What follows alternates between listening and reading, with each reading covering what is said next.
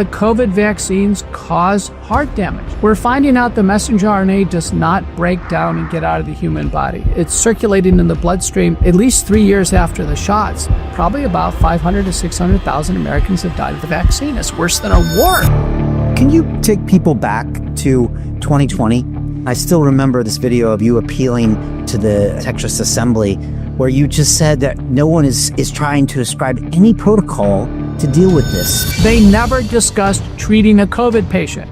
The only thing that was presented consistently and strongly was mass vaccination. On the same day, all over the world, at the same time, the press had a talking point. This was astonishing. From East Asia to United States, Canada, South Africa, the talking point was no one is safe. A fear-based message. It was actually coordinated through the WHO. The book is Vaccines, Mythology, Ideology, and Reality. Why write this book now? We could not understand what was going on through this COVID-19 vaccine debacle. Once we studied smallpox, measles, and diphtheria, and tetanus, and polio, we found these common ingredients of fear at the population level, hubris and arrogance. And there's always been a lot of money in vaccines, and then power. Most of these vaccine leaders were at the right hand of the king or queen or the president. Edward Jenner in the UK, Louis Pasteur in France, Anthony Fauci in the United States. I mean, you can see this now. There's a history here of a non-scientific religious belief in vaccines as a talisman. The only thing that was presented consistently was get vaccinated.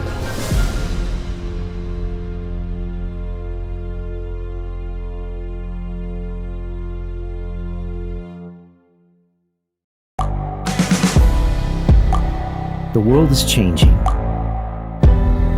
Inspiration is everywhere. It has never been so easy to connect, share, and bring people together. We're learning from others and finding the best in ourselves. Challenging our beliefs. Sharing our vulnerability. Overcoming our fears. Transforming ourselves so we can transform the world. How far can we go? This is London Real. I am Brian Rose. My guest today is... Hi, it's Brian Rose from London Real. You probably know that we've just recently been re-platformed on YouTube after 25 months completely in the dark. The truth is, I really need your help. What I really need you to do is click on that subscribe button right now, like this video, and maybe even leave a comment or share the link with friends. We're really fighting against an algorithm that's tried to keep us quiet for so long, and the more subscribers we have, the more people watch our content, the better guests we can bring you, the better content, and we can continue transforming lives. We've been doing this for 14 years now. I want to do this for another 14 years, but I really need your help. So click on that subscribe button, like the video, leave a comment, share this, and we're going to continue to bring you more and more great content. Thank you. This is London Real. I am Brian Rose. My guest today is Dr. Peter McCullough, the internist, cardiologist, and epidemiologist who became one of the most visible medical voices challenging the official COVID-19 narrative. You've authored over 1,000 scientific publications, testified before the U.S. Senate, U.S. House of Representatives, the European Parliament, and multiple state legislatures on public health policy and patient rights. During the pandemic, you developed the McCullough protocol for early treatment, and more recently, a base spike detoxification protocol for those concerned about vaccine-related health effects. Your latest book, Vaccines, Mythology, Ideology, and Reality, addresses what you call the largest public health policy failure in modern history. Today, we'll discuss what people should do if they're worried about the COVID-19 vaccine, why no country has issued a safety review, and why governments continue buying boosters despite collapsing demand. Peter, welcome back to London Real. This sounds like a science fiction movie, Brian. I just can't believe it. We've entered a time of great controversy, no doubt. No doubt. And I distinctly remember our previous conversation 3 or 4 years ago. And I remember watching your testimony in front of, I think it was the Texas Congress or the legislature there, where you were spelling out and talking about your frustrations that you couldn't take action. And I think that if I had just had the McCullough protocol, and if so many people would have known that, would have saved us so much struggle and pain. And so I guess I'll just kick it off. There's a lot of people around the world, doctor, that are worried about the effect that the COVID-19 vaccine has on their health. And there's so many questions. There's so many people talking about it, but I don't think they know what to do. What should they do? Well, you're broadcasting from Europe, and around the country, people took a whole array of different vaccines. So China and South America largely used the killed Sinovac coronavac vaccine, just the virus and killing it, injecting it. That looked like it was the most benign vaccine. And then there was a high-tech antigen vaccine called Novavax. We still have it available in the United States. That was probably next in line in terms of safety. Then we got into the genetic vaccines. These were big gambles. AstraZeneca and Janssen, nearly identical, by the way, adenoviral vaccines. And they were made by the same company, by the way, Emergent Biosolutions in the United States. And then lastly, the messenger RNA vaccines, Pfizer and Moderna. In the United States, 81% of Americans took one or more shots, according to USA Facts, which uses the CDC tabular data. But only 70% of Americans took two shots. Only 70% became fully vaccinated. Now, as you pointed out, the CDC won't even tell us how many people are taking boosters. We're on booster number 9. And my estimate is it's close to zero. The CDC won't tell us. You're right that the countries keep buying vaccines and then just point them down the drain. Wow. I want to get into why they're doing that, and maybe even why they have not issued any safety reviews. Look, we broadcast all throughout that time, and I was lucky to spend time with you and Jay Bhattacharya and Dr. Martin Kulldorff and Bobby Kennedy. And so I was in a beautiful seat and I could make a decision, but I know so many of my loved ones that just weren't privy to the information, and a lot of them regret taking it and they don't know what to do. And I'm wondering, how would people find out if they have side effects, or what they even could do to maybe protect against having taken that vaccine? People should know now that, let's focus on Pfizer, Moderna here in the United States. 94% of those who took a shot took one of the messenger RNA vaccines. We're finding out the messenger RNA does not break down and get out of the human body. So this is alarming. Kariko and Weizmann won the Nobel Prize for the process of pseudouridination, making the messenger RNA fully synthetic. And this synthetic genetic code is unassailable from human enzymes that normally would break it down. In research, we have some of my patients now in collaboration with Germany. We can find messenger RNA in the bloodstream, inside white blood cells, even in organs like the skin on skin biopsy, 3.2 years after the shots. The messenger RNA is still cranking out the spike protein. The spike protein is the spine on the surface of the virus. So it's this little spike here. The genetic code for the spike protein is produced in the body for an uncontrolled duration, an uncontrolled quantity. And what we do is we measure it. We measure the antibodies to the spike protein as a proxy for how much is in the body on a quantitative scale using the Roche Alexis platform. And then we can actually use research labs and directly measure spike protein. Concurrent with the messenger RNA data, it's circulating in the bloodstream, at least 3 years after the shots. The spike protein damages the heart, causes blood clots, strokes, nervous system problems, and immunologic problems. So one of the keys is to get rid of spike protein. And that's the reason why we dedicated all of our scholarship and give great credit to the Japanese for the discovery of nattokinase. Nattokinase is a natural enzyme derived from the fermentation of soy or chickpeas. Bromelain, derived from a family of enzymes derived from pineapple, also breaks down the spike protein. They can be taken as supplements. And then curcumin, derived from turmeric, blocks the inflammatory effects of the spike protein. So we've combined them all in one. I'm the chief scientific officer of the wellness company that has the premier combination product called the Ultimate Spike Detox. And this is the most popular way worldwide that people are now starting to address this mistake of taking the vaccines. The ultimate spike detox, in my experience, needs to be taken for about a year. We remeasure the spike tests in the bloodstream. We see declines, patients improve in terms of their symptoms, and we think we can get them out of this jam. Now, in order for that to help them, they have to be aware that they actually could be vaccine injured. And I'm curious, doctor, how many people even know that that's a possibility? And then maybe of those people, how many people maybe take action towards that? My recent Senate testimony, May 21st, 2025, we identified that the government was covering up. I mean, the U.S. government agencies were covering up heart damage due to the vaccines called myocarditis. This is now fully in a U.S. Senate Permanent Investigations Committee report. The vaccine manufacturers now put in the package insert an admission that the COVID vaccines cause heart damage. Wow. Well, I can tell you as a cardiologist, no degree of heart damage is acceptable.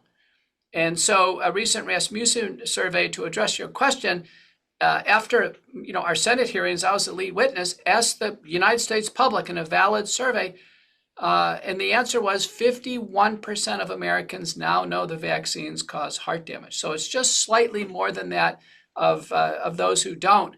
But the next cardiac arrest that occurs in a perfectly healthy person, or fatal seizure, or you name it, in somebody previously healthy, the first question we should ask is, did they take a COVID-19 vaccine? I'm still seeing new heart damage, blood clots, cardiac arrests, even years after the shots. I do see on X and Twitter all the time anecdotal evidence. This young sports star has the heart attack. This person does this, person does that. Is that just humans identifying pieces, or we've actually seen much younger people suffering heart damage that could be related to the vaccine? We certainly see the anecdotes, and I can tell you for every public figure that we see develop a clear-cut vaccine problem, there has to be, tens or hundreds of thousands, even millions of, people that are not public figures. So, when Eric Clapton came out and said he can't play the guitar because he has a vaccine amplified neuropathy, I had a chance to examine Eric. I can tell you there are millions like him who develop these problems. Megyn Kelly, who came out and said she has an autoimmune problem. Kirk Herbstreit, my favorite ESPN announcer, vaccine blood clots. Yet other public figures can't see it.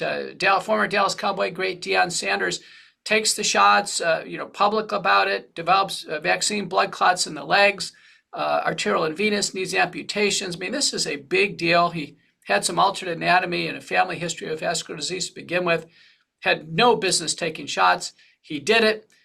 He does a whole docuseries on his recovery after the amputations, doesn't mention the vaccines. Now Deion Sanders is in the news with what's called a turbo cancer. And a man in his 50s has had his whole bladder removed because of, an aggressive cancer. His now urine's collected into a bag. I've never seen that in my career in medicine, a man in his 50s with that aggressive bladder cancer. And when we go to the medical literature, we find descriptions of exactly these cases. So in many ways, the psychological operations are still in full force. And there are people that will probably never refuse to even consider alternate pieces, but other people are opening their minds up a little bit more, like you said, that they're starting to question and to even understand that there are some bad areas. Where are we with that psychological war? Also, it seems like many people have forgot about what happened a few years ago. I'm curious how those mix together. In our book, Vaccines, Mythology, Ideology, and Reality, we point out that vaccines have been presented to the public now for centuries as articles of faith, as if we need to have a religious belief in vaccines. Many times doctors will ask, do you believe in vaccines? I mean, nobody asks me if I believe in, blood pressure lowering medicine or cholesterol lowering medicine. Why do we have to believe in vaccines? Well, it comes from this archetypal fear of being invaded by foreign invaders, and that through the hubris of mankind, the brilliance of vaccinology, that doctors can improve upon God's creation, can make the body more resilient. And I know you as somebody, you are a man of resilience with all your efforts in in as being a triathlete, myself as a marathoner, we know human resilience is something that's inherent in us. And then this idea that there's always been a feeling that the vaccines aren't perfect. So in order for this to work, everybody must take a vaccine. And so if some are injured or die as a result of taking the vaccine, they should take it for the betterment of humanity. And that's called vaccine ideology. I think it's operative. The last time I testified in the Senate, there was no pushback on vaccine injuries, disabilities, and deaths. So from those on the other side, which was Richard Blumenthal and then Hawaii Governor Josh Green, they just kept saying it was worth it. It was worth it, that the vaccines saved lives, so therefore it's justified for the vaccines to take lives. And I think that's the ethical dilemma now that the public has come to realize. I was in a really tricky situation, doctor, because I was a man of science. I graduated from MIT with an engineering degree. And so I fell in love with the science. And in many ways, I was blinded by the science. And I still remember my live episode with Bobby Kennedy in May 2020, where I told him, vaccines are something I learned out at school and they clearly work. And he said, you know what, Brian? He said, when you get humans involved, this is when they don't work. And he broke it all down for me. But if I hadn't had that conversation, I think all of my science training would have made it very hard for me to see through that. And I'm wondering if you see this happen a lot with doctors that and other people in science, where is it blinded by it or seduced by it? I don't know what it is. Scientists actually, I think, seek security through consensus and through guidelines and through their societies. And like you, vaccines weren't a big part of my practice, but I never questioned them. I had taken all the vaccines. I had taken extra vaccines when I visited a rainforest one time. So I took a flu shot every year because that was necessary to be on medical staff. And, I took it. I just never questioned them. And then in the book, I just vaguely pulled together some recollections where my brother, who's here in Dallas, he had a colleague who just took a routine flu shot and developed Guillain-Barré syndrome, where he was paralyzed and bedridden the rest of his life. And it just raises the issue. The chances of you and I getting influenza per year are way less than 1%. If we get flu, we have multiple FDA-approved drugs, secondary antibiotics. It's a very treatable condition. Would you and I ever take any risk of being permanently paralyzed from a flu shot? Would we ever do that? And, that was really amplified with the COVID-19 vaccines. And myself and my co-author, John Leake, what we thought was, listen, if the vaccine community now can turn a complete blind eye to a massive number of deaths. In the United States, 19,000 deaths reported to the CDC by doctors who, have determined the vaccines are the cause of death. 1,000 Americans died in the vaccine center, or a few hours later. Another 1,000 died the next day. If our government can turn a blind eye to that, then what did happen over the course of history? And that's when we started to, do our research and scholarship. And we were astounded to learn that even in the late 19th century, people were put in jail in Boston, Toronto, and the UK if they refused a smallpox vaccine. Can you imagine? You're actually incarcerated if you don't go along with the vaccine narrative. Wow. I did not even know that was true. And why has no country issued a safety review? I know you spoke to Congress, and do you believe that the US will at some point do that? Obviously, I can see what Bobby's doing in there, but he's got a lot of things to do. How come no country has come out, and do you think they will? It was the topic of my Chautauqua lecture. I recently lectured in Chautauqua in Western New York. That's where the Roosevelts have lectured and many dignitaries. You may recall Salman Rushdie was actually stabbed on stage in Chautauqua in 2022. Yeah. But at Chautauqua, Brian, what I did is I laid out these medical controversies where the medical orthodoxy is on the wrong side of things. Investment Club. Today, I consider it the best investment that I've ever made. We get 4 projects presented a week by their associated CEOs. Personally, I'm completely blown away by the quality of these projects, and I know of nowhere else where I would be given this same opportunity. Each week that passes, I feel more appreciative of the fact that I'm a member of this group. The vibe was just tremendous. Everybody's on the same wavelength. We just clicked. Everybody listened to each other, enjoyed their company. It was just magical. Take action. Don't take my word for it. Due diligence you need to do. And I really hope that someday down the road I see you in the club. It far exceeded expectations, without question.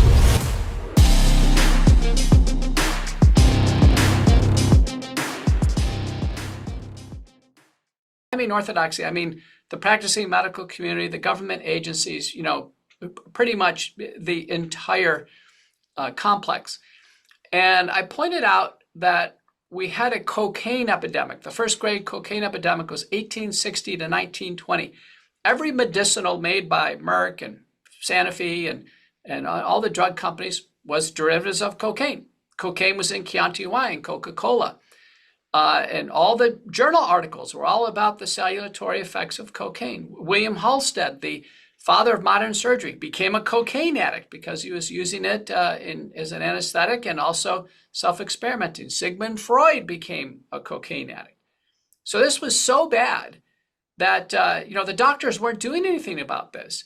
Coca-Cola had to voluntarily pull it out of their products. So did the makers of Chianti wine, Pemberton wines. And it went all the way to Woodrow Wilson, who started to take action in 1913. Finally, in the UK, they just banned it. But the doctors, the point is, for 60 years, the doctors didn't step forward.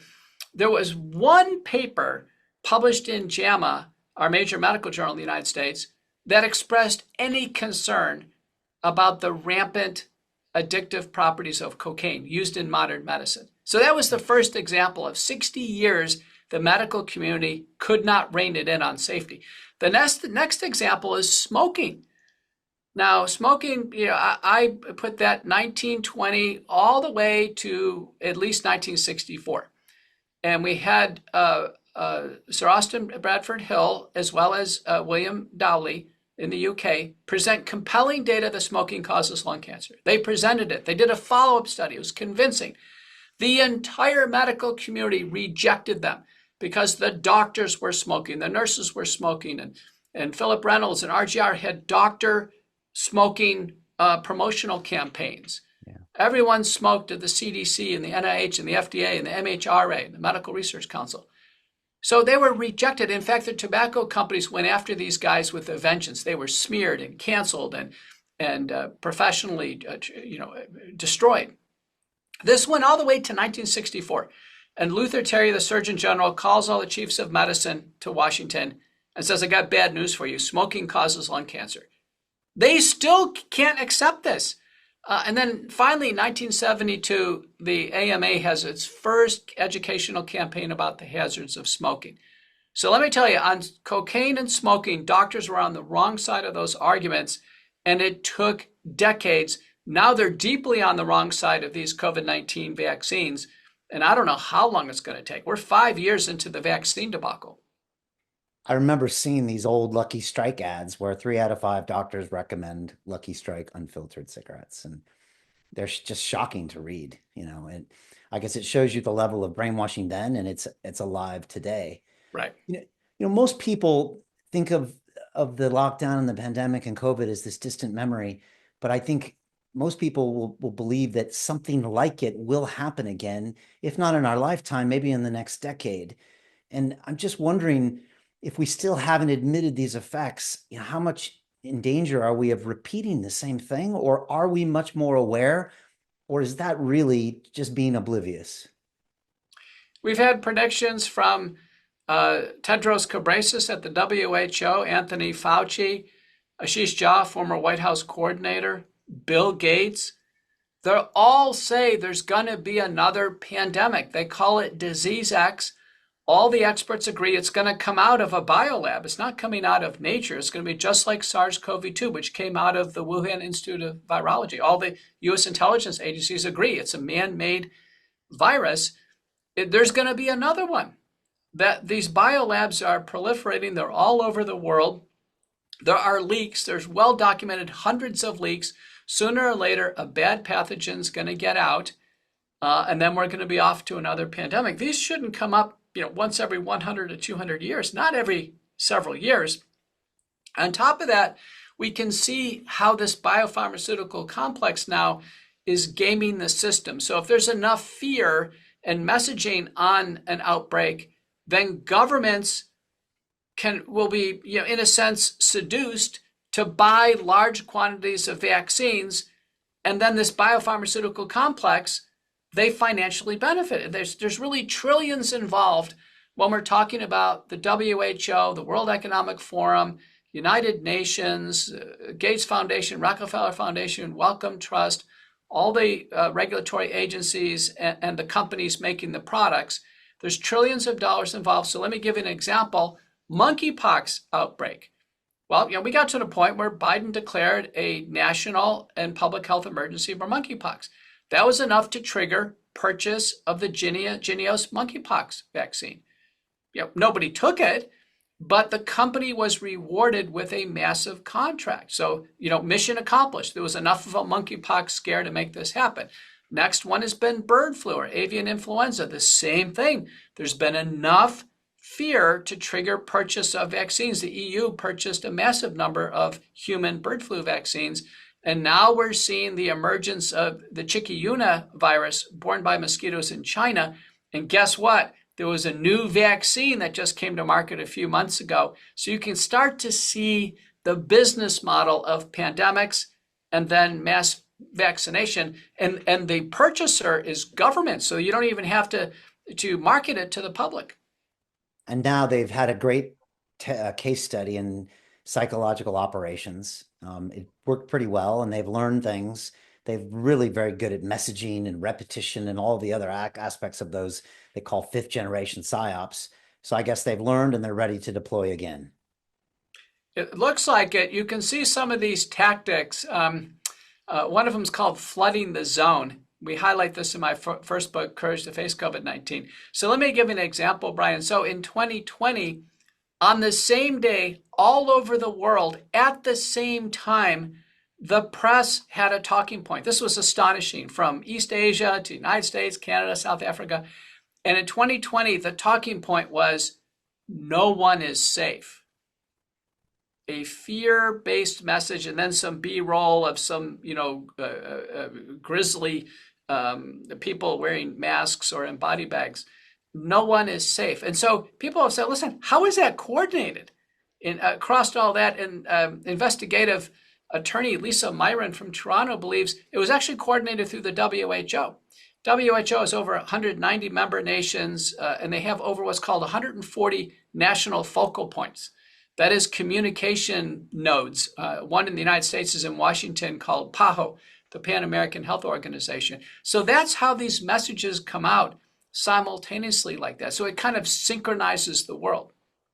And it's just incredible how fear can be used. I remember, Doctor, extremely intelligent friends I had, MIT grads, successful entrepreneurs, billionaires, who, when that happened, because of that campaign of fear, these guys were the ones that were out there when their groceries were delivered, wiping down every single bottle and every single package. And I remember looking at him saying, this can't be the same person that could conquer anything in the real world, that could solve any problem, that had the resilience to do anything. And yet, when the fear was dialed in a certain way and coordinated, and maybe towards your health, I saw what I thought were extremely intelligent, credible people break down to where I couldn't even understand their decisions anymore. They literally lost their minds. In my first book, we have an opening scene where this man is so frustrated with the pandemic, he gets on a paddleboard in San Francisco Bay with his dog, and he paddles way far away from shore just to get some relief. And then sure enough, a Coast Guard boat comes out to intercept him and arrest him for not wearing a mask. And you can see this idea, masking was a good example of how people lost their minds. people wearing masks in cars, driving alone, even wearing masks in Olympic swimming pools. It came to symbolize some type of mania. Another is just taking vaccines. Think about this. We're told right now, in our U.S. FDA, the new staffers, Prasad and Macquarie, they published a paper in the New England Journal of Medicine saying 1/3 of Americans should still be taking COVID vaccines. So how can taking 8 shots of synthetic messenger RNA, how can that be healthy in any way? It's inexplicable. Yeah. You mentioned Tedros from the WHO, and I'm curious. I know that they had tried to get everyone to sign this. I think it was the Pandemic Preparedness Treaty, and I believe that Marco Rubio has opted out of that in the last month or so. And some people were calling that a pretty surprising step forward, where they were going to try to kind of seize control of sovereign nations in the event that they would determine there's a new pandemic. First of all, am I getting that right? And do you see that as a positive sign?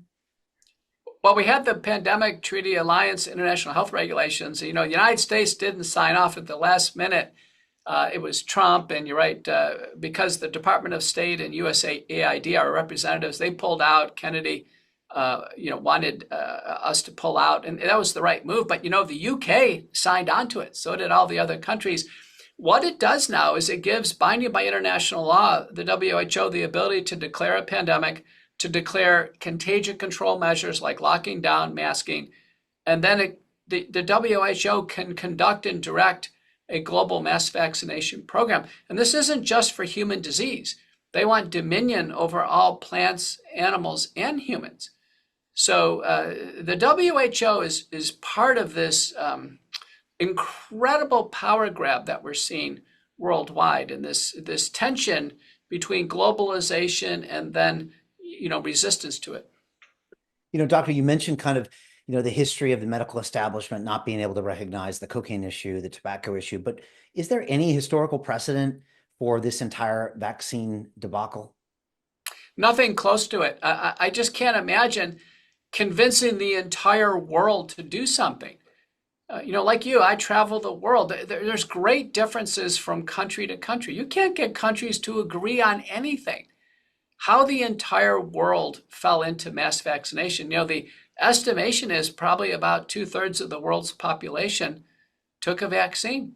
Now, the countries that essentially were unvaccinated, and they were simply too poor the governments to procure vaccines, like Ivory Coast or Haiti, they're the ones who came out the best. There's been multiple analyses showing the least vaccinated countries did the best.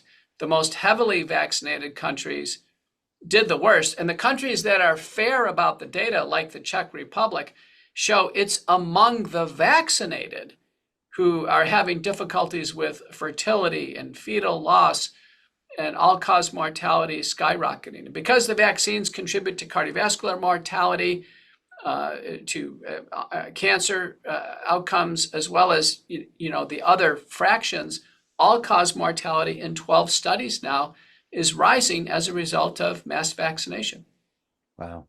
Can you take people back to 2020 and you and the stand that you made? And again, I still remember this video of you appealing, to the, I guess it was the Texas Assembly, where you just said that, I could not understand as a medical professional that no one is trying to ascribe any protocol to deal with this. And you were just almost flabbergasted. And it felt like everybody in that room was nodding their head with you, saying, this guy seems to be making a ton of sense. It was almost like you were calling out the thing that nobody could see, maybe because of all the fear. I was wondering if you could walk us through that and what it was like to be that guy in 2020, because it wasn't easy. Well, in 2020, I was a full professor of medicine. I was the most published person in my field in history, and I saw this COVID-19 pandemic evolving. And within a few months, I realized that, there was no solution being proposed by Harvard or by Yale or UCLA or Emory or any of our marquee institutions. And across the world, nothing out of London, Karolinska, you can just go down the list. No academic medical center had an approach. They had no protocol. This was stunning. And people were getting sick at home. There were 2 bad outcomes, hospitalization and death. And the medical establishment was doing nothing to stop these hospitalizations and deaths. So I put all my efforts into this. Initially I got large research grants, dedicated my research team to this, developed a national team. We published the first protocol to treat COVID-19, and we published it in August of 2020. That's pretty rapid since it takes months to do all this work. And it became the protocol for the Association of American Physicians and Surgeons. I presented it in the U.S. Senate November of 2020. I mean, I did this everything as I possibly could. And fortunately, people were treated, and those who were treated did avoid hospitalization and death. Sadly, those who didn't, they ended up in the hospital or worse. But then as the vaccines rolled out early in 2021, I was called to the the Texas Senate, Health and Human Services. That's the video probably you're thinking of. And every presentation, I sat there for hours. Every presentation was about masking and lockdowns and personal protective equipment and vaccines. Not a single one was about treating sick patients. So I appealed to Senator Kulldorff, and I said, where is the interest in treating people sick right now? Why is everybody focused on a vaccine? A vaccine is not treatment. And people who take vaccines, they were still getting COVID. So we have to treat them anyway. And people had this blind spot to treatment. Well, that video, as you point out, that was picked up by Tucker Carlson. Tucker had me on the next couple months, and I sat down and explained this to him. He goes, I can't believe that Harvard, after a year and a half, doesn't know what to do when a sick COVID patient calls. It's all the brain power in Boston. You train there. I mean, I was the endowed visiting professor at Harvard in 2019. I lectured in 2 divisions, cardiology and nephrology. Listen, Boston's got a lot of brain power. Why were they suddenly out of intellectual ammo? They froze, and they could do nothing to help COVID patients. It's astonishing. Did they freeze? Were they told not to? Or is it just when you're motivated by money, it's easy? What do they say? If a man makes his living from something, it's very hard for him to see any other argument around it. I'm butchering that, but why do you think that was? Or is that a whole nother episode? Well, listen, I was at Baylor at the time, and I didn't get any emails saying that, hey, don't do anything until we get a vaccine. I think it was paralysis. In fact, I was in a Harvard consortium called Stop COVID. I'll never forget it. David Leaf was the principal investigator. I said, terrific, we're going to stop COVID. What are our projects? And then the group really essentially was just going to observe COVID. They weren't going to stop it at all. UT Southwestern here in Dallas, well known for its Nobel laureates. I attended school here in Southwestern in Dallas. They were on TV because they were modeling. They were modeling how the virus was spreading. Another one of my alumni organizations, University of Washington in Seattle, again, Nobel laureates there. They were modeling. So everybody wanted to look at this. Nobody wanted to do anything. Even my counterpart, Scott Atlas from the Hoover Institute at Stanford, Scott and I were chosen by The Hill, which is the most widely read journal for the House, the Senate, and the White House, to write op-eds every month about the pandemic.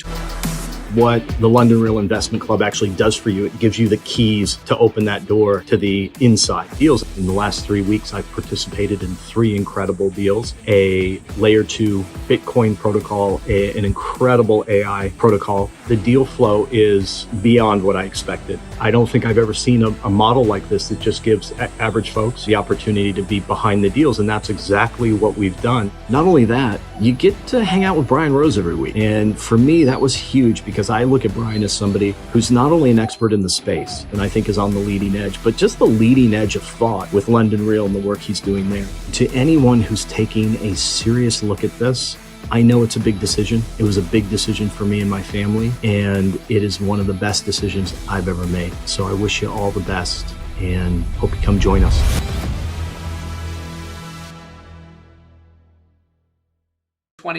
Scott was writing about how, masking and lockdowns, what have you.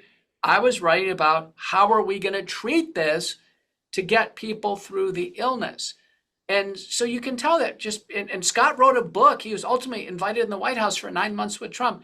According to Scott's book, after 9 months of meetings with him and others, and Jay Bhattacharya, who's now at the NIH, they never discussed treating a COVID patient. It was all about masks and lockdowns and just not treating the problem. This is astonishing. Trump got an early version of the McCullough protocol in April of 2020. He got through the infection. It should be celebrated. But yet there's still to this day a blind eye in treatment. No, there was no channel in London that was presenting any updates of what people should do about COVID-19. And yet great literature was developing regarding using nasal sprays and gargles to prevent transmission. They were far more effective than vaccines. The early treatment protocols refined. Even government-issued drugs were not promoted, like Paxlovid and Molnupiravir and Bamlanivimab and all the monoclonal antibodies. They were kind of undermined. The only thing that was presented consistently and strongly was mass vaccination.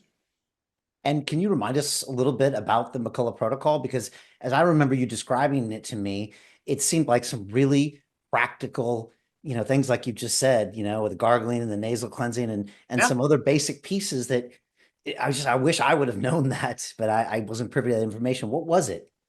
Well, McCullough protocol started by saying, listen, we're all going to get COVID. Turns out that was right.